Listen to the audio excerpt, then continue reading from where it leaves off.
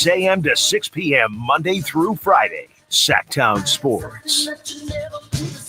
You know, I forgot to check if Alan Stiles with the Timberwolves in town, if he wore his Prince shirt. Oh, yeah, right. Yeah. Drive Guys coming to you from the Golden One, Kings and Timberwolves tonight. And I know you were hanging out with our next guest. Yeah. How was everything last night? Yeah, we had a great time last night. You know, Jerry and I butted heads on a few things like we always. No, I'm joking. It was a great night last night. Tons of Kings fans there. Yeah, joining us as he does every week, and we're grateful for that. Kings icon Jerry Reynolds. How are you today, Coach? Well, you know, excellent. And as Kyle said, really enjoyed my time with the Kings fans. And Kyle carried me like a backpack. I'm telling you, he got me through the whole thing. And Whitey, I didn't realize I learned something about Kyle, and I should have known it. But he worked at WHAS and Channel 3 in Louisville, Kentucky, or radio and TV. And as a kid, that was the deal, man. I mean, when you really, yes. Oh yeah. I mean, legacy station, yeah. Oh, legacy station. I mean, the people that worked on that, they were gods to Southern Indiana people. So, were you out there when Kaywood Ledford was around back then? Kaywood Ledford, yeah. Well, Ed Calais before, I think was. Yeah. Oh yeah. Yeah, we're reminiscing over here, man. Sure. Yeah. Well, anyway, but it was a lot of fun last night, and by the way, I know you guys, Niners seem to be back on track, and Kyle's Eagles are looking real good. So I'm happy for you two guys because I'm kind of like one of those deals. I'm just kind of trying to find out who's going to finish second. That's all. Well, you guys got your hands full. You're not at least a little bit concerned about the Bills this week, Jer? Oh, yeah. I think the Bills are going to beat them. Do you? Really? Okay. Yeah, I do. And I think it's a good thing. Because they might have to meet them again in the playoffs and just soon, have Patrick and Andy Reid have something to be a little upset about. They don't need to go unbeaten. They just need to get better and better by the playoffs and healthy. That's, of course, the same applies to the Eagles or Baltimore, anybody else, really. Yeah. I mean, be healthy as you can be by the playoffs. That's really where it is. Hey, Jerry, we got the Kings tonight, big game against Minnesota. No DeMar DeRozan. We know how great he's been for this team. As a coach, when you lose a star player like that, you take a big part of what you do out. How do you overcome that? How do you prepare for that? Well, I think, it's one of those things, if you have someone, you feel can step into the role or on a short stint, but to replace DeMar, especially with Malik out, to be honest with you, I'm not sure how you do that. I certainly think you're going to need big games from Kevin Huerter and Keon Ellis both, and Trey Lyles. I mean, all the, obviously Coach Brown has a little bit of a shorter bench, so he needs everybody to perform well. I think McLaughlin's will be a real key in this game as well, because you're going to need good minutes from him. So it's one of those things without DeMar, everybody, you really can't have any of your key guys not having strong games. And certainly what it means with, De'Aaron and Sabonis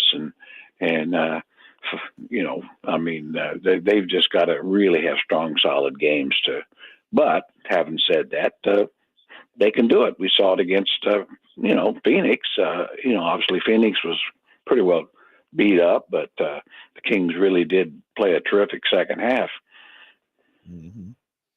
Jerry, the Kings obviously made a lot more threes on Wednesday. Was anything to your eye different, or was it just a matter of the ball going in more often? Well, I did think Keegan looked like he was getting more arch on his shot. It seems like when he gets into his little slumps, the ball flattens out a lot.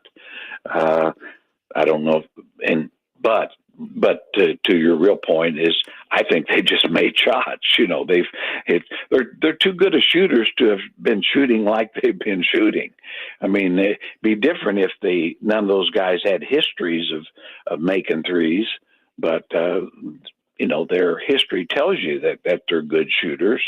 And so I just assume it'll resort to the mean. I mean, it's like a 400 hitter or 300 hitter in baseball is not going to get three hits every 10 times. I mean, they'll go periods where they're 1 out of 10. So I think they're on track now. Yeah, Jerry Reynolds joining us. Jerry, we got the Emirates NBA Cup tipping off tonight here in Sacramento, new court, a different basketball too. What are your thoughts on, what the league is trying to do with this in-season tournament? You really don't want to know, do you? Yes. That's why you keep it real. That's why we got you on. I mean, it's one of those things. I don't know. I swear. What are they going to do next year? Have everybody wear clown shoes and wear a red nose or something? I don't know. It's NBA basketball. I love the game, and they, and I don't care if they change the court. Don't change the court. But I'm not a big proponent of the cup. I know the Lakers won it last year, and a year from now, nobody remembers they won it. And then 2 years, each year, this thing I think is going to struggle more. But that's just me. I don't.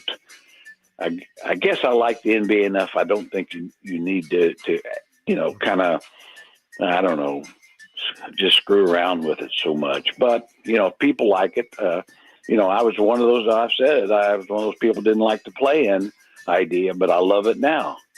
And so maybe it'll grow on me, so I'll just kind of pipe down. But I'm looking forward to the game. I'm not worried about the cup, let's put it that way. Well, cup or no, this obviously is a big game in the Western Conference. And, Jerry, as you know, Julius Randle and Naz Reid destroyed the Kings on opening night. So how important is it to slow them down tonight at least a little bit? And how do you go about trying to do that? Well, they're awfully difficult. And, of course, Anthony Edwards, that guy is really a tough cover. And, but I think that Naz Reid may be the more important one. I think Keegan Murray could guard Naz if that. Now Randall is probably would be a little tougher for him because Randall's so physical, and I think he could kind of beat Keegan up a little bit. And that's the problem the Kings have. Keegan can't guard everybody. Be nice if he could. We need five of them defensively. We need 5 Keegans. And I think though I do think with Edwards, he's such a tough cover. But I think with Ellis and Herter and De'Aaron, with different guys that you're really showing him different looks. With size of the Herter and the quickness of De'Aaron, and of course Ellis is just a solid guy to cover him. So I think they can slow him down a little bit. And with Naz Reid, you really just got to get out and cover the 3, make it tough for him to just spot shoot that 3. It really takes away some of his game. But they're a good team that hasn't found their niche yet. To me, they're an interesting team in a sense, like they and the Knicks both made trades that they thought would make them better, and I think will make them better. But neither team has clicked in yet, and we all know it's early. You'll get a pretty good idea how good they are in another 10, 15 games, and I think they'll sort it out. I hope they don't sort it out tonight. I know. Hey, Jerry, I saw we dropped 127 on Phoenix the other day. Only took 28 threes. I know we made a nice percentage of that. But is it sustainable in today's NBA to shoot 28, 30 threes, or do you got to be in that 40 to 50 range nowadays? I think it always comes down to, and we've talked about this before, it's really just a matter of productivity. In other words, the reason you shoot threes is because obviously they're worth 3 points as opposed to 2. So that's better. But if you make 4 out of 10 threes, that's producing 12 points. If you take 10 twos and get to the line and also make 6 of them, well, you might get 14 points. Well, that's better. So in my mind, it really comes down to get high percentage shots that you can make, and hopefully if you're going into the 2 area to where you can draw some fouls. And high percentage shots and opportunities to draw fouls, whether it's 3s or 2s, give you a chance to win. But and I think the Kings really probably on the right track. Of the 28 shot 3s they took, they were all nice, comfortable 3s. To me, that's what you're looking for. Jerry, I've been working on this math for a long time now. Let's see if I have this right. 3 is more than 2, but 2 is more than 0. Does that add up? Is that correct? It is. And, like I've said, 70% of 2s is better than 40% of 3s. So that's also true. So it's really just, well, like I say, through the history of the NBA, and I used to waste some of my life studying that sort of thing, is that, basically for every shot you take, you need to produce about 1.2 points to win on an average. So however you get it doesn't make a lot of difference. There's no rule that you have to take 53s or 72s, but you better be producing at about a 1.3 points a game per shot. I mean, and now you're doing that. Yeah. So guys like Jordan, I was going to ask guys like Michael Jordan took a lot of shots, and he produced about 1.6 points a shot. That's doing fellas. That's very good. Yeah. Was that analytics? Did you call it analytics then? Was it even I just called it common damn sense. Gotcha. All right, Coach. Well, enjoy the game tonight. Thanks. We appreciate your time as always. Well, I do plan on enjoying it, and I hope you guys enjoying it. And but remember, we got one tomorrow too, so we need 2 in a row. We need 2. So don't just be talking about one. We need 2. All right. Thanks, Jerry. Right. We'll talk to you soon. See you guys. All right, Jerry. Bye. All right, appreciate it. Yeah, it's funny. Downstairs before we started our show, Michael Martinez was down there. He, of course, is the outstanding media relations director. And I said, well, it's Friday. And then I realized, well, I guess it doesn't matter for you, huh? And he goes, yeah, especially when you got, 3 games in 4 nights. And I realized for him, guys like that, if you work for the team, it's like, what day is it? Well, it's either game day or it's not. Right. It's not even Monday through Sunday. Those are the only days. Game day or not. Yeah, 100%, man. It's I am looking forward to Sunday, though. No game, no radio, actually a full day off. Feels good. Looking forward to that. Yeah, you can watch those 49ers pound the sea chickens into submission. They got them. You'll be cheering. Go Kittle. Go Purdy. My God, Purdy. Where's Ayuk when you need it? You'll have your jersey on. Yeah, Brock Purdy. I think I gave away that jersey, man. Used it to wash my car or something like that. You've been hearing us talk about John Collins a lot this week. This John Collins thing has gotten way out of hand, and we're back with that. It's on fire. Back with that from the Golden One next on Sactown Sports. It's been